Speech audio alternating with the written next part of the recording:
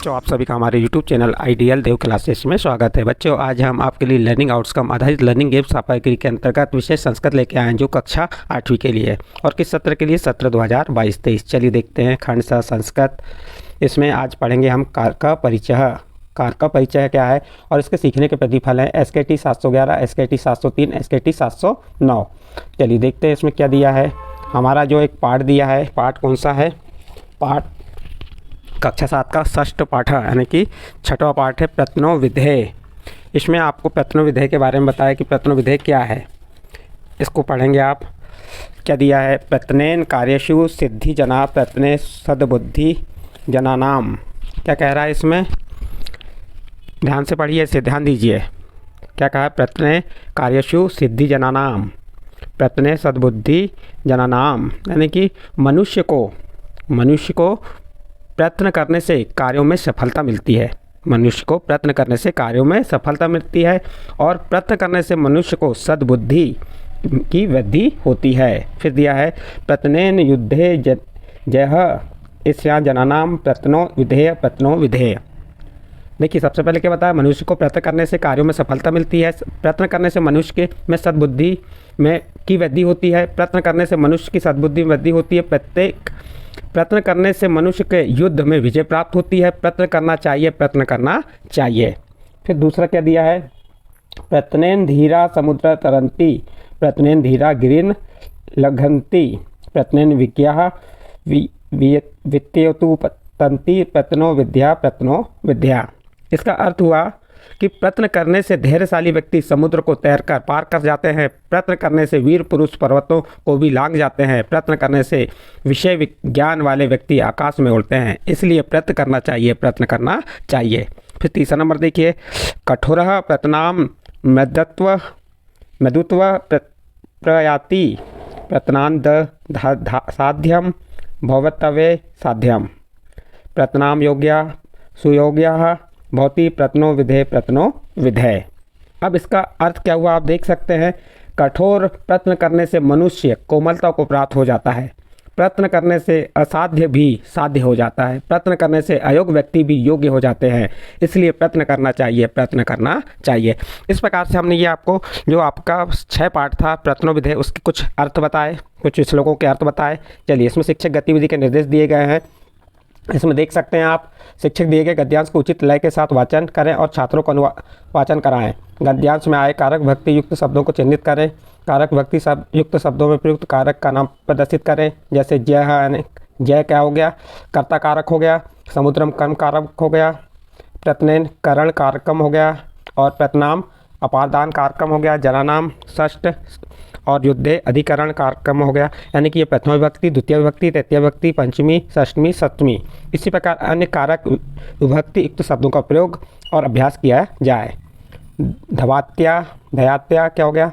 क्रिया इति कारक तत्वम अर्थात यश संबंध साक्षात क्रिया स भवति तत् कारकम इति कथ्यते।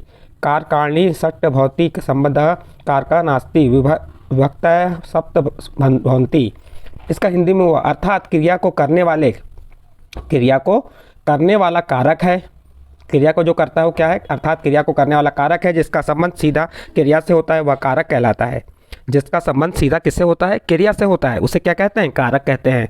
कारक 6 होते हैं। संबंध कारक नहीं है क्योंकि उसका क्रिया से साथ सीधा संबंध नहीं है। विभक्तियाँ 7 होती हैं जिन्हें चिन्ह अनुसार निम्नानुसार है। विभक्त है कारकाणी चिन्हानी। जैसे प्रथम विभक्ति में कारक कौन सा होगा? कर्ता, और चिन्हानी क्या होगा? ने। द्वितीय में कर्म को, कर्ता ने कर्म को। फिर तृतीया में देखिए, तृतीया में करण से के द्वारा संप्रदाय के लिए। चतुर्थी में क्या जाएगा? संप्रदाय के लिए। और पंचमी में अपादान से। षष्ठी में का के की रा रे री संबंध। और सप्तमी में अधिकरण में पे पर और संबोधन प्रथमा भो हे रे। इस प्रकार से यहाँ पे आपकी विभक्तियाँ बताई गई। कारक कर्ता क्या है? देखिए, कारक कर्ता है प्रथमा विभक्ति कहलाती है। इसे क्रिया करने वाला, जैसे इसमें कर्ता राम पढ़ती है, कौन पढ़ रहा है? राम पढ़ रहा है। तो यहाँ पे राम क्या हो गया? कर्ता हो गया और प्रथमा विभक्ति। उसके बाद बालका लिख दिया, बालक हो गया कर्ता। कर्म कारक में क्रिया द्वारा अपशिष्ट यानी क्या कार्य कर रहा है वो? जैसे बालका विद्यालयम गच्छति, तो यहाँ पे विद्यालम क्या हो गया कर्म कारक और पुस्तकम क्या हो गया कर्म कारक। उसके बाद करण, ये कद्दुकेन बालिका कद्दुकेन क्रीडंती और रामायण ये क्या हो गई इसकी करण कारक हो गया, तृतीय विभक्ति हो गई। और संपादान कारकम ये चतुर्थी विभक्ति में क्या आ जाएगा इसमें विप्राय, रामा विप्राय धन ददाती ईश्वराय। इस प्रकार से आप इसमें जो आपकी संपदा कारकम, अपादान कारकम, पंचमी विभक्ति, चतुर्थी विभक्ति और षष्ठी विभक्ति के बारे में यहाँ बताया गया है, इसका अध्ययन आप कर लीजिए। इसके बाद आगे वर्कशीट पे आते हैं हम। वर्कशीट कार्य क्या है, गतिविधियों अभ्यास कार्य देखेंगे। इसमें शिक्षक के निर्देश दिए जैसे आप देख सकते हैं। चलिए पाठ सामग्री एवं अभ्यास कार्य, निम्नलिखित मूल शब्द विभक्ति वचनम क्या लिखा था, यानी मूल शब्द और विभक्ति और वचनम लिखना है। जैसे यहाँ पे एक उदाहरण के रूप में दिया आपको, क्या दिया प्रत्यनेन, इसका मूल शब्द हो गया प्रत्यन, विभक्ति होगी तृतीया और वचनम हो गया एक वचनम। इसके बाद देखिए जना नाम, इसमें जना क्या हो गया मूल शब्द और इसमें विभक्ति षष्ठी विभक्ति और बहुवचनम। सद्बुद्धि में सद्बुद्धि मूल शब्द हो गया, द्वितीय विभक्ति है, मूल शब्द क्या हो गया सद्बुद्धि और विभक्ति कौन सी होगी द्वितीय और वचनम बहुवचनम। युद्धे, युद्ध हो गया मूल शब्द और विभक्ति हो गई सप्तमी विभक्ति और वचनम क्या है एक वचनम।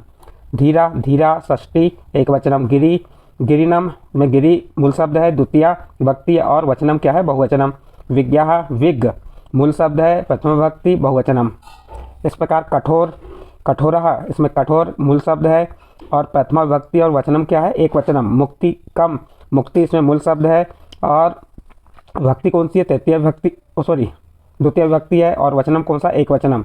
भिक्षुकाय, भिक्षुक मूल शब्द हो गया और विभक्ति हो गई चतुर्थी और वचनम क्या हो गया एक वचनम। इस प्रकार से यहाँ पे आपको हमने निम्नलिखित मूल शब्द विभक्ति वचन और लिख के बताया यहाँ पे। अब युगमेल कुरुत यानी कि आपको सही जोड़ी को मिलान करना है। यहाँ पे देखिए बालकाय, ये बालकाय कौन सी है चतुर्थी विभक्ति है। सूर्य कौन सी विभक्ति है देख सकते हैं, सूर्य कौन सी है यहाँ ध्यान दीजिए, सूर्य में ये सप्तमी है, ठीक है। इसके बाद ये गति द्वितीय है, पुस्तकेन तृतीया है, देशस्य क्या हो गया षष्ठी, अस्वात क्या हो गया पंचमी, उसके बाद लोके क्या हो गया सप्तमी, ये सप्तमी में आ जाएंगे। संबोधन क्या भो देवेंद्र संबोधन। तो इस प्रकार से यहाँ पे आप मिलान कर सकते हैं, आपको यहाँ मिला के हमने बता दिए हैं।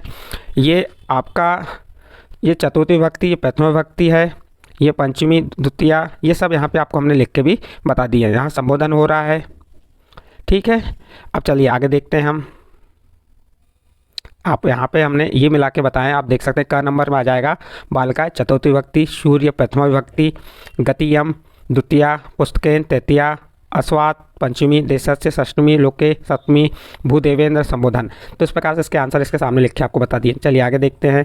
निर्देश में श्लोक को ध्यानपूर्वक पढ़कर प्रश्नों के उत्तर देना है। यहाँ पे आपको श्लोक दिए गए हैं, इन्हें ध्यानपूर्वक पढ़ना है और उनके क्या देना उत्तर देना है।